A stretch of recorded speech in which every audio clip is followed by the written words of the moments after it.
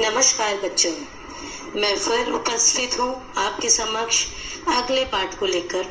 वो है पाठ 5, जहाँ चाह वहाँ राह। यह एक ऐसी लड़की इला की कहानी है जो दिव्यांग है। दिव्यांग अर्थात जिनके शरीर के कुछ अंग या एक अंग पंगु हो, अर्थात उसमें सामान्य से कुछ कमी हो। उसने अपनी विकलांगता और दिव्यांगता अर्थात दिव्यांगता अपनी कमजोरी को अपनी ताकत बनाया। किसने? इला ने। और सामान्य लोगों से भी अधिक सुंदर कार्य करके दिखाया। तो चलिए पढ़ते हैं पाठ 5, जहाँ चाह वहाँ राह। इस पाठ के नाम का अर्थ है कि यदि आपने किसी कार्य को करने की लगन या चाह हो तो आप अपने आप को और अपने भविष्य व इच्छाओं को रास्ता अवश्य दे सकते हैं और अपना भविष्य को, अपनी इच्छाओं को अवश्य सफल बना सकते हैं। तो चलिए पाठ 5 पढ़ते हैं, जहाँ चाह वहाँ राह। मलमली धोती का बादामी रंग खिल उठा था। किनारों पर कसूती के टाकों से पिरोई हुई बेल थी। पल्लू पर भरवा टाके अपना कमाल दिखा रहे थे। सुनहरी रुपहले बेल बूटों से जान आ गई थी मलमल में। इन बेल बूटों को सजाया था इला सचानी ने। इला की हिम्मत की अनूठी मिसाल है ये कढ़ाई के नमूने। देखिए इसका अर्थ जानते हैं पहले। एक लड़की है, उनका नाम क्या है? इला सचानी। उसने मलमली धोती है, मलमली धोती है। उसका बादामी रंग खिल उठा था। उसका बादामी रंग की धोती थी। उसका रंग क्यों खिल उठा था? किनारों पे उसने कसूती के टाके। कसूती भारत के कर्नाटक राज्य में प्रचलित एक लोक कढ़ाई का पारंपरिक रूप है। इसमें हाथ से कभी कभी तो 5000 टाके तक लगाए जाते हैं। यानी इसका डिजाइन कर्नाटक राज्य में बहुत प्रचलित है। ठीक है, ये वहाँ की लोक कढ़ाई है। कौन सी? कसूती। तो उसने, इला ने कसूती के टाकों से बेल पिरोई थी। किस पर? मलमली धोती पर। मलमली यानी मसलिन का कपड़ा होता है। पल्लू पर भरवा टाके अपना कमाल दिखा रहे थे। उसने उस धोती के, उस साड़ी के पल्ले पर भरवा टाके का डिजाइन बनाया हुआ था। सुनहरे रुपहले बेल बूटों से जान आ गई थी मलमल में। सुनहरे मतलब गोल्डन, सोने के रंग के, और रुपहले यानी सिल्वर, चांदी के रंग के बेल बूटों से बादामी रंग में जान आ गई थी, मतलब बादामी रंग खिल उठा था। इन बेल बूटों को किसने सजाया था? इला सचानी ने। इला की हिम्मत की अनूठी मिसाल है ये कढ़ाई के नमूने। देखिए इला की हिम्मत क्यों बोला गया? इला की हिम्मत क्योंकि वह एक दिव्यांग थी। उसके हाथ काम नहीं करते थे। वो हैंडीकैप थी। पहले विकलांग कहा जाता था, किंतु अब विकलांग को दिव्यांग शब्द दिया गया है। तो हम इला सचानी एक दिव्यांग व्यक्ति थी। ठीक है, एक दिव्यांग लड़की थी। तो उसकी कढ़ाई के नमूने उसकी हिम्मत की मिसाल है। चलिए आगे पढ़ते हैं। 26 साल की इला गुजरात के सूरत जिले में रहती है। उनका बचपन अमरेली जिले के राजकोट गांव में अपने नाना के वहां बीता। सांझ होते ही मोहल्ले के बच्चे घरों से बाहर आ जाते। कुछ मिट्टी में आड़ी तिरछी लकीरें खींचते, कुछ कनेर के पत्तों से पिट-पिटी बजाते, कुछ गिट्टे खेलते, कुछ इधर उधर से टूटे फूटे घड़ों के ठीकरे बटोर कर पिट्ठू खेलते। जब इन खेलों से मन भर जाता तो पेड़ की डालियों पर झूला डालकर ऊंची ऊंची पेंगे लेते और ऊंचे स्वर में एक साथ गाते। कच्चे नीम की निम्बोरी, सावन जल्दी आइयो रे। क्या बोलते? कच्चे नीम की निम्बोरी, सावन जल्दी आइयो रे। चलिए इसका अर्थ जानते हैं। 26 साल की ईला, जो ईला सचानी लड़की थी, वह 26 साल की थी और गुजरात के सूरत जिले में रहती थी। उनका बचपन अमरेली जिले के राजकोट गांव में अपने नाना के वहां बीता, यानी वे बचपन से ही अपने नाना के वहां रहे। उनका बचपन अपने नाना के वहां बीता। सांझ होते ही, सांझ मतलब शाम होते ही, जब धूप ढल जाती है और शाम हो जाती है तो सारे बच्चे साथ में खेलने आते हैं ना मोहल्ले के। तो ठीक इसी प्रकार इला के मोहल्ले के बच्चे भी घरों से बाहर आ जाते थे शाम होते ही, और कुछ मिट्टी में आड़ी तिरछे लकीरें खींचते थे, खेलते थे मिट्टी में। कुछ कनेर के पत्ते, कनेर का एक पेड़ होता है जिसमें पीले रंग के फूल उगते हैं, शायद आपने कनेर के पत्ते देखे भी हो। तो कनेर के पत्ते से पिटपिटी बजाते थे, यानी उसे फोड़ते थे, उससे खेलते थे और पिटपिटी बजाते थे। कुछ गिट्टे खेलते, गिट्टे होते छोटे छोटे पत्थर, जो रोड़ी होती है जिससे मकान बनाया जाता है, उससे छोटे छोटे पत्थर निकालते और उनसे खेलते, गिट्टे का खेल। और कुछ इधर उधर से टूटे फूटे घड़ों के ठीकरे, यानी घड़ों के टुकड़े लाते, जो घड़े हम प्रयोग करते हैं पानी के, मिट्टी के, उनके टुकड़ों को बटोर कर उनसे पिट्ठू खेलते। पिट्ठू का खेल तो आप जानते होंगे, पत्थर को एक के ऊपर एक लगाइए और फिर बॉल से या किसी चीज से उस पर मारिए, उसे कहते हैं पिट्ठू का खेल। तो जब इन खेलों से मन भर जाता तो पेड़ की डालियों पर झूला झूल झूल कर ऊंची ऊंची पेंगे लेते। कौन? बच्चे, सभी बच्चे। पेंगे लेना यानी झूलना, आगे पीछे जाना झूले से, उसे बोलते हैं पेंगे लेना। और सब लोग, सारे बच्चे एक साथ मिलकर गाते, कच्चे नीम की नींबोरी, सावन जल्दी आइयो रे। ईला गाने में तो उनका साथ देती। अब ईला गाना तो उनके साथ गाती थी, पर उनके साथ पेंगे नहीं ले पाती। रस्सी पकड़ने को हाथ बढ़ाती, मगर हाथ तो उठते ही नहीं थे। तो देखिए, वो रस्सी पकड़ने को हाथ तो बढ़ाना चाहती थी, मगर उसके हाथ उठते ही नहीं थे, क्योंकि वह दिव्यांग थी। उसके हाथ टेढ़े थे, उसके हाथ सही नहीं थे, ताकत नहीं थी उसके हाथ में, वह एक दिव्यांग थी। वह चुपचाप एक किनारे में बैठ जाती, मन ही मन सोचती, मैं भी ऐसा कुछ क्यों नहीं कर पाती हूँ। बच्चे भी चाहते कि इला किसी न किसी तरह तो उनके साथ खेल सके।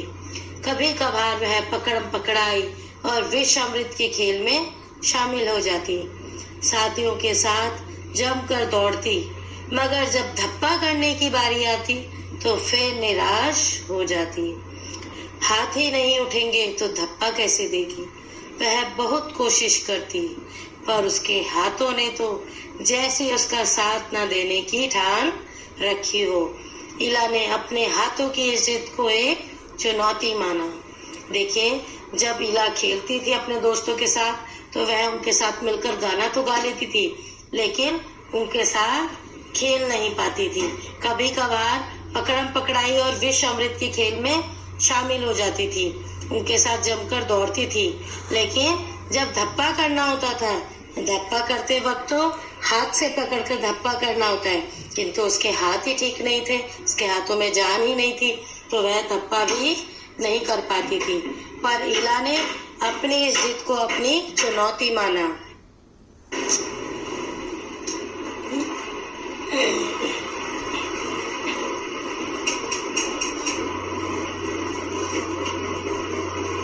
पैरों से करना सीखा जो हम हाथों से करते हैं। दाल भात खाना, दूसरों के बाल बनाना, फर्श बुहारना, कपड़े धोना, तरकारी काटना, यहाँ तक कि तख्ती पर लिखना भी। उसने एक स्कूल में दाखिला ले लिया। दाखिला मिलने में भी उसे परेशानी हुई। कहीं तो उसकी सुरक्षा को लेकर चिंता थी, तो कहीं उसके काम करने की गति को लेकर। किसी काम को तो वह इतनी फुर्ती से कर जाती कि देखने वाले दंग रह जाते, पर किसी किसी काम में थोड़ी बहुत परेशानी तो आती ही थी। वह परेशानियों के आगे घुटने टेकने वाली नहीं थी। उसने 10वीं कक्षा तक पढ़ाई की। वह 10वीं की परीक्षा पास नहीं कर पाई। इला को यह मालूम न था कि परीक्षा के लिए उसे अतिरिक्त समय मिल सकता है उसे ऐसे व्यक्ति की सुविधा भी मिल सकती थी जो परीक्षा में उसके लिए लिखने का काम कर सके। यह जानकारी इला को समय रहते मिल जाती तो कितना अच्छा रहता। उसे इस बात का दुख है, पर यहाँ आकर सब कुछ खत्म तो नहीं हो जाता ना। उसकी माँ और दादी काशीदाकारी करती थी। वह उन्हें सुई में रेशम पिरोने से लेकर बूटियां उकेरते हुए देखती। ना जाने कब उसने काशीदाकारी करने की ठान ली। यहाँ भी उसने अपने पैर के अंगूठों का सहारा लिया। दोनों अंगूठों के बीच सुई थामकर कच्चा रेशम पिरोना कोई आसान काम नहीं था, पर कहते हैं ना, जहाँ चाह वहाँ राह। उसके विश्वास और धैर्य ने कुदरत को भी झुठला दिया।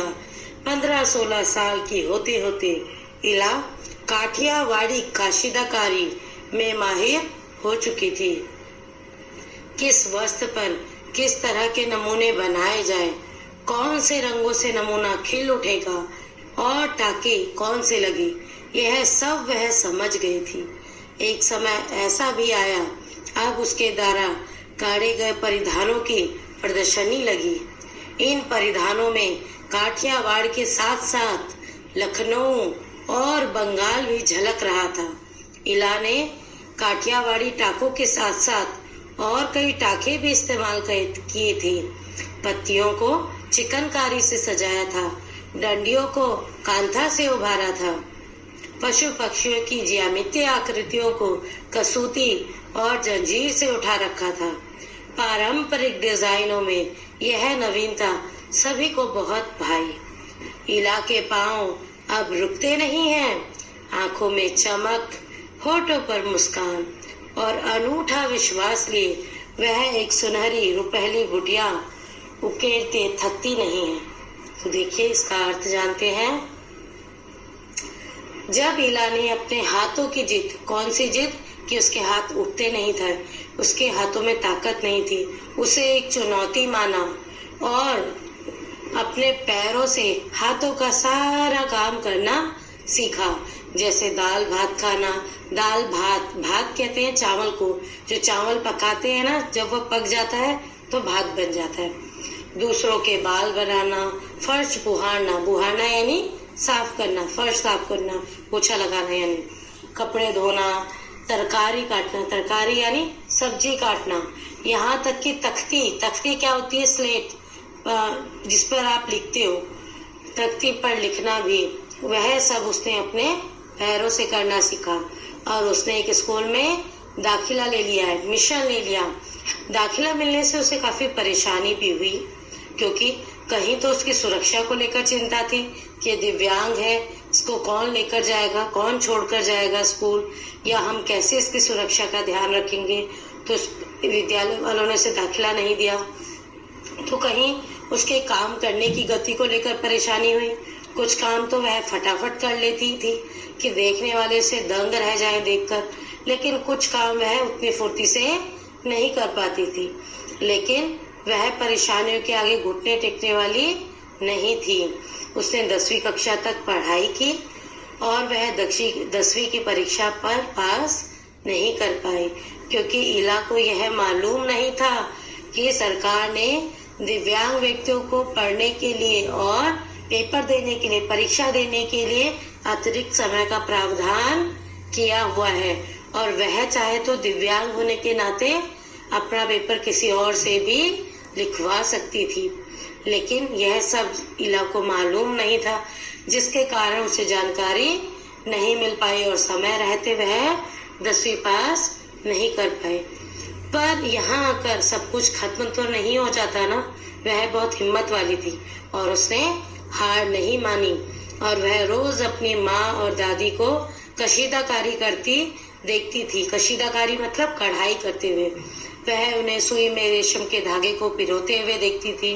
सुंदर सुंदर डिजाइन, बूटियां, फूल, पत्ते सब उकेरते हुए देखती थी, और ना जाने कब उसने अपने मन में वही कढ़ाई करने की ठान ली, और उसने हाथों की जगह अपने पैरों के अंगूठों का सहारा लिया और दोनों अंगूठों के बीच सुई थामकर कच्चा रेशम पिरोना कोई आसान काम नहीं था, लेकिन कहते हैं ना कि जहाँ चाहा वहाँ रहा, तो उसने राह ढूंढी, क्योंकि उसे कढ़ाई करने की चाह थी। और उसके विश्वास और धैर्य ने ईश्वर को भी झुठला दिया, यानी ईश्वर ने भी उसके आगे घुटने टेक दिए और वह बहुत सुंदर कढ़ाई करना सीख गई।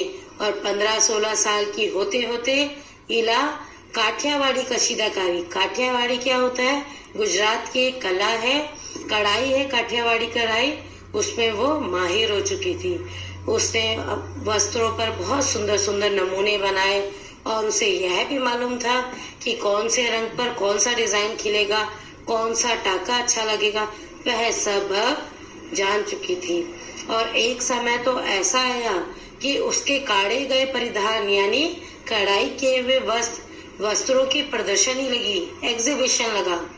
और इन परिधानों में काठियावाड़ के साथ साथ केवल गुजराती कढ़ाई ही नहीं, काठियावाड़ी कढ़ाई ही नहीं, लखनऊ की चिकनकारी, लखनऊ में देखिए चिकनकारी का काम होता है, और बंगाल में कांथा का कार्य होता है, कांथा कढ़ाई का। तो यह सब टाके भी उसने बहुत सुंदरता से उकेरे और पत्तियों को लखनऊ की चिकनकारी से सजाया और डंडियां बनाई परिधानों पर। उसे कांथा, बंगाल की जो कांथा कढ़ाई है उससे उभारा। और साथ साथ पशु पक्षियों की ज्यामितीय आकृति, मतलब जियोमेट्री शेप्स, जैसे आयताकार, त्रिभुज और वर्ग, गोला, ये सारी आकृतियां बनाई, कसूती के धागों से बनाई और जंजीर से उठा रखा था अपनी कला से। पारंपरिक डिजाइनों में यह नवीनता सभी को भाई। देखिए सारे पारंपरिक डिजाइन थे, काठियावाड़ी, चिकनकारी, कांथा, इन सबको नए रूप में ढालना, सबको एक साथ मिलाकर नया रूप देना, सब लोगों को बहुत पसंद आया। और इला के पाँव रुकते नहीं हैं, उसकी आंखों में चमक, होठों पर मुस्कान और अनूठा विश्वास के कारण वह सुनहरी रूपहली बूटियां उकेरते थकती नहीं है। अभी भी वह लगातार यह काम कर रही है। तो देखिए सही कहा ना, जहाँ चाहा वहाँ रहा। तो इस पाठ का बहुत ही सुंदर अर्थ है, इस पाठ का बहुत ही सुंदर नाम है, जहाँ चाहा वहाँ रहा। यानी जो कार्य करने की यदि आपकी तीव्र इच्छा हो तो आप उस कार्य को अवश्य पूरा कर सकते हैं। तो जहाँ चाहा वहीं रहा। अब चलिए इस पाठ का अभ्यास कार्य देखते हैं। इला या इला जैसी कोई लड़की यदि तुम्हारी कक्षा में दाखिला लेती तो तुम्हारे मन में कौन कौन से प्रश्न उठते? शायद ये उठते कि वह बेचारी कैसे खाना खाती होगी, कैसे अपना कार्य करती होगी, कैसे अपना बैग लेके स्कूल आएगी, है ना। तो आपके प्रश्न कौन कौन से उठते हैं आपके मन में, बताइएगा। इस लेख को पढ़ने के बाद क्या तुम्हारी सोच में कुछ बदलाव आया? क्या आप ऐसे व्यक्तियों की आप मदद करेंगे? ऐसे व्यक्तियों के लिए आपके मन में क्या भाव आए? क्या आप उनसे दोस्ती करना पसंद करेंगे? तो जो भी बदलाव आए हैं आप लिखिएगा। फिर देखिए अगला, मैं भी कुछ कर सकती हूँ। यदि इला तुम्हारे विद्यालय में आए तो उसे किन किन कामों में परेशानी आएगी? लिखिए। उसे यह परेशानी ना हो, इसके लिए अपने विद्यालय में क्या तुम कुछ बदलाव सुझा सकती हो? तुम अपने विद्यालय वालों को कुछ सुझाव दे सकती हो कि उसे परेशानी ना हो। अब प्यारी इला के बारे में देखें। इला के बारे में पढ़कर जैसे भाव तुम्हारे मन में उठ रहे हैं, उन्हें इला को चिट्ठी लिखकर बताओ। चिट्ठी की रूपरेखा नीचे दी गई है। प्रिय इला, और सबसे पहले आपको अपना पता लिखना है। यह अनौपचारिक पत्र का नमूना है। अनौपचारिक पत्र किसे कहते हैं? जिसमें आप अपने व्यक्तिगत संबंधों से संबंधित लोगों को, जिनसे आपके व्यक्तिगत संबंध हो, पर्सनली जिन्हें आप जानते हो, जैसे आपका मित्र, आपकी सखी, आपके चाचा चाची, आपके मामा मामी, आपके मम्मी पापा, आपके रिश्तेदार, उनको यह पत्र लिखा जाता है। और इसमें सबसे पहले अपना पता लिखा जाता है, फिर दिनांक लिखी जाती है, फिर आप जिसे भेज रहे हैं उसका नाम लिखा जाता है, और फिर आप उसे क्या लिखना चाहते हो वह लिखा जाता है, और अंतिम में लास्ट में अपना नाम लिखा जाता है। तुम्हारा, तुम्हारी, उसके बाद आप अपना नाम लिखिएगा। अब देखिए इसके बाद सवाल हमारे, जवाब तुम्हारे, यानी मैं आपसे प्रश्न पूछूंगी और आप इसके उत्तर लिखेंगे। इला को लेकर स्कूल वाले चिंतित क्यों थे? क्या उनका चिंता करना सही था या नहीं? अपने उत्तर का कारण लिखो। प्रश्न 2, इला की कशीदाकारी में खास बात क्या थी? प्रश्न 3, सही के आगे सही का निशान लगाओ। इला 10वीं की परीक्षा पास नहीं कर सकी क्योंकि परीक्षा के लिए उसने अच्छी तरह तैयारी नहीं की थी। वह परीक्षा पास करना नहीं चाहती थी।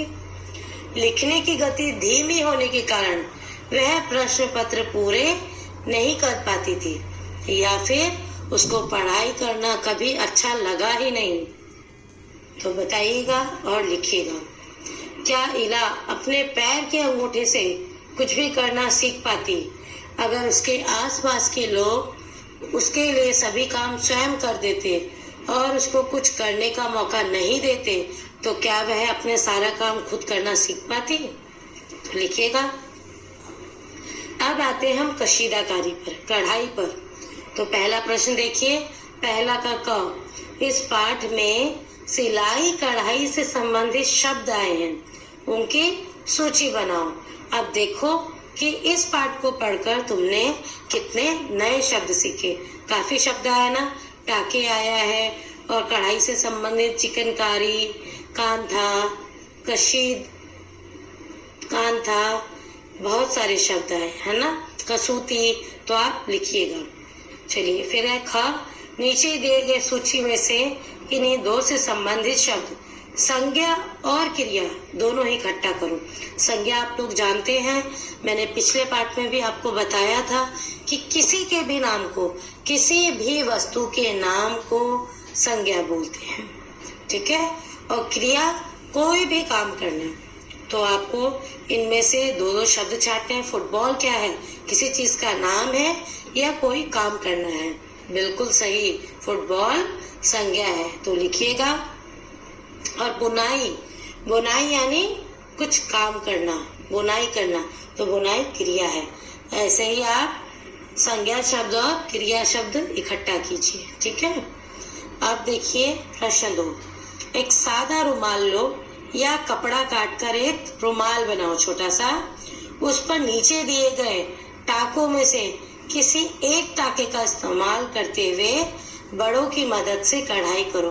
अपनी मम्मी की, बड़ी बहन की मदद लीजिए और जिस प्रकार ये डिजाइन दिखाया गया है, पहले आप पेंसिल से बनाइए या किसी चौक से बनाइए, उसके ऊपर फिर धागे से कढ़ाई कीजिए। तो ये कढ़ाई के नाम दिए गए हैं जंजीर, मछली टाका, भरवा टाका, उल्टी बखिया और खुला हुआ जंजीर टाका। तो ये काम कक्षा के लड़के और लड़कियां सभी को करना है। कढ़ाई का मतलब ये नहीं है कि केवल लड़कियां ही कर सकती हैं, यह काम लड़के भी कर सकते हैं और दोनों को करना है, ठीक है। तो चलिए करिएगा, फिर मिलेंगे आपसे अगले पाठ के साथ। तब तक बहुत बहुत धन्यवाद।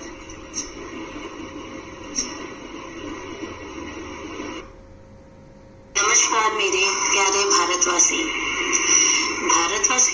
मैंने आप सब